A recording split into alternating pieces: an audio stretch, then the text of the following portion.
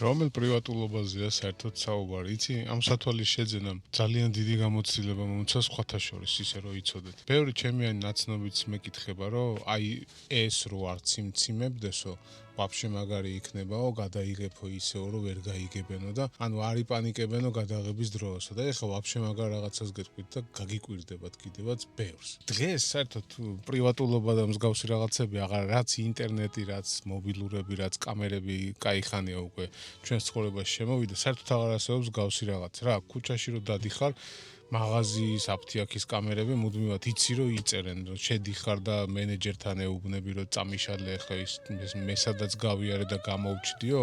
არა ხო? ვიღაცა ტურისტი, ანუ ვიღაცა ჩვენიანი რა მნიშვნელობა აქვს ქუჩაში რო დგას და ესე ტელეფონით რო იღებს რაღაცას.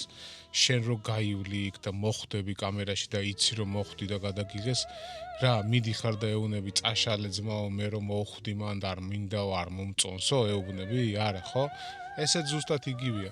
ანუ ქუჩაში ჩვეულებრივად ვაჭერ, ვიღებ, ხედავენ კიდევაც რომ ციმციმებს, უმეტესობა ვაფშე აზრზეც ვერ მოდის რა არის, არც კითხულობენ საერთოდ, ბევრი დაჟე ამჩნევს კიდევაც რომ იღებ, მაგრამ ვაფშე მაგარი კიდიათ. აი ეს არის დღევანდელი ცხოვრება. ამ სათვალეზე ვინც ფიქრობს, მხოლოდ იმიტომ რომ აი ეს აბრკოლებს რომ ხალხი დაინახავს ამას და ცოტა დაიზმენდებიან და რაღაცა ცოტა შეიზღუდებიან შენთან ურთიერთობაში, არა, ვაფშე ყველას კიდია. კაფეშიც ჩავრთე, ყავა ვიყიდე, ჩართული მქონდა. ზოგი ესე აკვირდება, უბრალოდ ინტერესია რატო ციმციმებს სათვალე, თორე ის კი არა რომ რატო უღებ და რაღაც.